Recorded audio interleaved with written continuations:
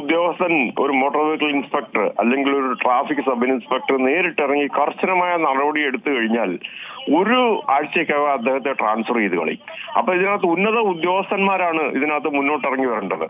അവര് ഇങ്ങനെ കർശനമായ നടപടി എടുത്ത് അപകടങ്ങൾ കുറയ്ക്കുന്ന ഉദ്യോഗസ്ഥന്മാരെ സപ്പോർട്ട് ചെയ്യുന്നതിന് പകരം അവരെ പണിഷ് ചെയ്യാൻ പാടില്ല.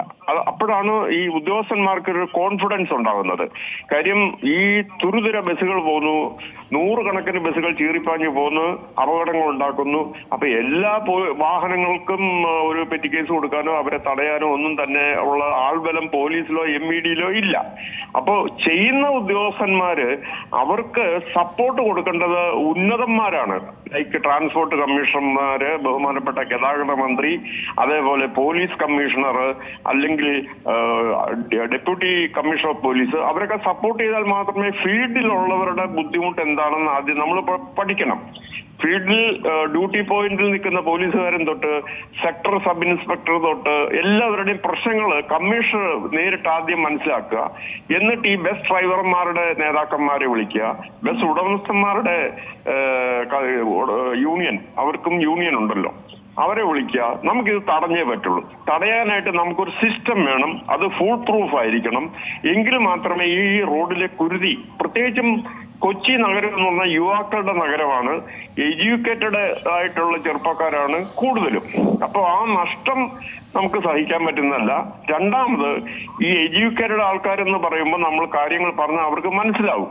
അങ്ങനെ നമുക്ക് നേരെയാക്കി എടുക്കാവുന്ന ഒന്നാണെന്നാണ് എൻ്റെ വിശ്വാസം.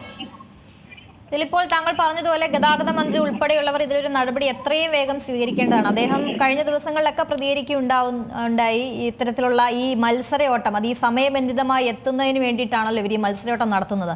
അതിലൊരു നടപടി ഉണ്ടാകും, അല്ലെങ്കിൽ അതിലൊരു തീരുമാനം ഉണ്ടാകും എന്നൊക്കെ പറഞ്ഞെങ്കിൽ പോലും ഈ നിമിഷം വരെ അതിലൊന്നും ഒരു നടപടിയും ഉണ്ടായിട്ടില്ല. ഇതെങ്ങനെയാണ് നമുക്ക് കൈകാര്യം ചെയ്യുക? ഇതിലിപ്പോൾ ബസ് ഉടമകൾ തന്നെ കരുതിയാൽ മാത്രമല്ലേ ഇതിലൊരു പോംവഴി ഉണ്ടാകാൻ സാധ്യതയുള്ളൂ. അതായത് റണ്ണിങ് ടൈമിന്റെ അഭാവം, അതായത് സഫീഷ്യന്റ് റണ്ണിങ് ടൈം ഇവർക്ക് കിട്ടുന്നില്ല എന്നുള്ളത് സത്യമാണ്.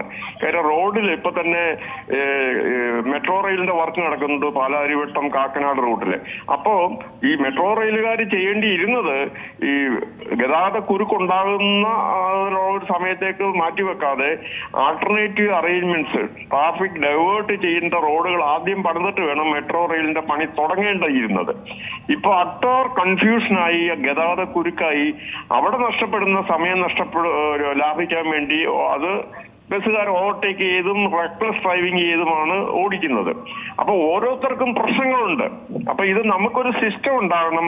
ഇതിനകത്ത് കൺസ്ട്രക്ഷൻ ചെയ്യുന്ന ഏജൻസികൾ, മെട്രോ റെയിൽ ആയാലും മറ്റേ വാട്ടർ അതോറിറ്റി ആയാലും, അതൊക്കെ കുറച്ച് പൊതുബോധം, റെസ്പോൺസിബിലിറ്റി അവർക്ക് ഉണ്ടാകണം.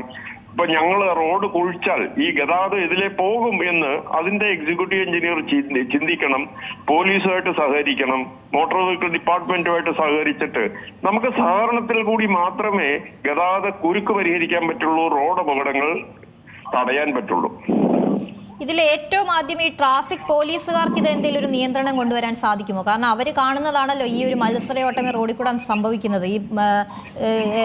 പ്രത്യേകിച്ചും ഈ ട്രാഫിക് സിഗ്നലുകൾ കടന്നതിന് ശേഷം പിന്നെ അങ്ങോട്ട് ആ സമയത്തിലേക്ക് എത്താൻ വേണ്ടിയിട്ടുള്ളൊരു ഓട്ടപ്പാച്ചിലാണ് അവർ നടത്തുന്നത്. അപ്പോൾ അതിൽ ഈ ട്രാഫിക് പോലീസിന്റെ ഒരു നിയന്ത്രണം അത് നടപ്പാകാൻ സാധ്യതയുള്ളതാണോ? അതായത് ട്രാഫിക് പോലീസ് സംവിധാനം എന്ന് പറഞ്ഞാൽ ട്രാഫിക് എക്സ്ക്ലൂസീവായിട്ട് ട്രാഫിക് പോലീസ് ഉള്ള സിറ്റികളാണ് കൊച്ചിയും തിരുവനന്തപുരവും കോഴിക്കോടും. മറ്റു സ്ഥലങ്ങളിൽ ഇത്രത്തോളം എക്സ്ക്ലൂസീവ് ട്രാഫിക് പോലീസിംഗ് ഇല്ല.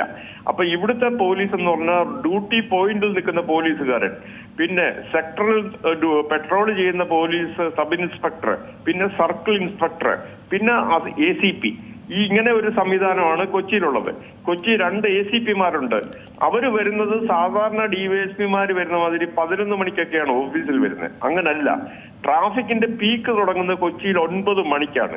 9 മണിക്ക് തന്നെ ACP വരുമ്പോൾ CA-മാര് വരും. CA-മാര് വന്ന് പെട്രോളിംഗ് ചെയ്തിട്ട് എല്ലാം ഉറപ്പാക്കിയിട്ട് സബ് ഇൻസ്പെക്ടർമാർ സെക്ടറിലുണ്ടോ, ഡ്യൂട്ടി പോയിന്റിൽ പോലീസുകാരുണ്ടോ എന്നൊക്കെയാണ് ഇത് ശരിക്കും പോലീസുകാരെ നമ്മൾ ഡിപ്ലോയ് ചെയ്യേണ്ടത്.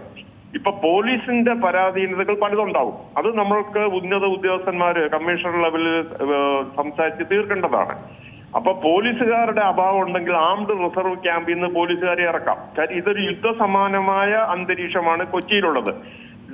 അനുദിനം അപകടങ്ങളും മരണങ്ങളും ചോരക്കളങ്ങളുമായിട്ട് മാറുമ്പോൾ നിലവിലുള്ള ട്രാഫിക് പോലീസിന്റെ സ്ട്രെങ്ത് കൊണ്ട് ഈ അഗ്രസീവ് ഡ്രൈവിംഗ്, റെക്ലസ് ഡ്രൈവിംഗ് ഒന്നും നമുക്ക് കുറയ്ക്കാൻ പറ്റില്ല.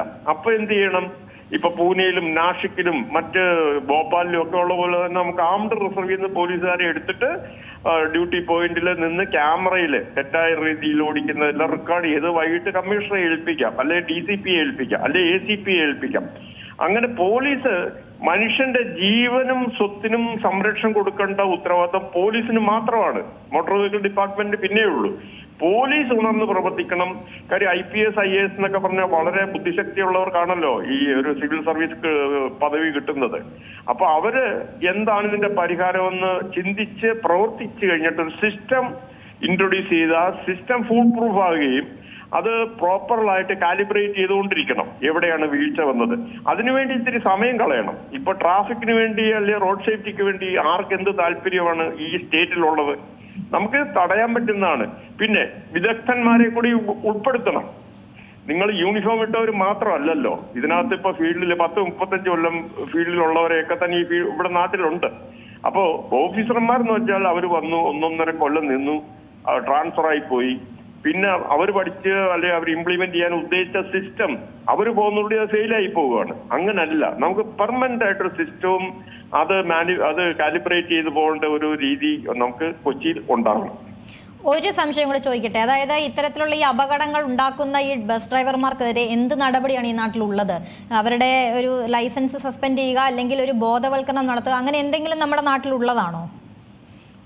അല്ല, അതിലോ ഈ ഡ്രൈവിംഗ് ലൈസൻസ് സസ്പെൻഡ് ചെയ്തുകൊണ്ടൊന്നും ഈ അപകടങ്ങൾ കുറയില്ല. ഇപ്പൊ തന്നെ കളമശ്ശേരിയിൽ കഴിഞ്ഞ ദിവസം ഉണ്ടായ അപകടം തന്നെ, 2 വീലർ ഓടിച്ച ചെറുപ്പക്കാരൻ അവന്റെ ലെയിൻ വിട്ടിട്ട് ബസിന്റെ അടുത്തേക്ക് പോകുന്നു. ബസിന്റെ റോങ് സൈഡ് കയറി പോകുമ്പോ ബസ്സിന് സത്യം പറഞ്ഞാൽ ഒതുക്കാൻ സ്ഥലമില്ല.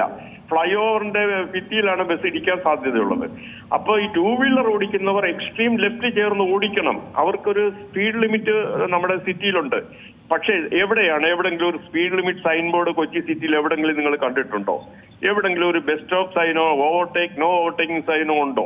എവിടെങ്കിലും ഗൂഡ് സോൺ സൈൻ ബോർഡ് ഉണ്ടോ? വളരെ കുറവാണ്.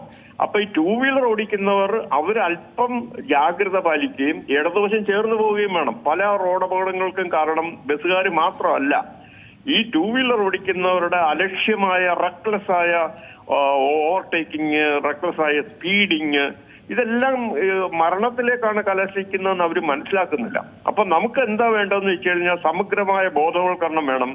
അത് ഈസി ആയിട്ട് ചെയ്യാൻ പറ്റും. എങ്ങനെയെന്ന് വെച്ചാൽ, കാര്യം ഞാൻ പറഞ്ഞല്ലോ, 90% കൊച്ചിക്കാരും വിദ്യാസമ്പന്നരാണ്. അവരോട് പറഞ്ഞാൽ അവരുടെ ജീവൻ രക്ഷിക്കാൻ അവർക്ക് ബാധ്യതയുണ്ട്, അവർ ചെയ്യും. ഏറ്റവും പുതിയ വാർത്തകളും വിശേഷങ്ങളും വിരൽത്തുമ്പിലറിയാൻ സീ മലയാളം ന്യൂസ് എല്ലാ ഡിജിറ്റൽ പ്ലാറ്റ്ഫോമുകളിലും ലഭ്യം.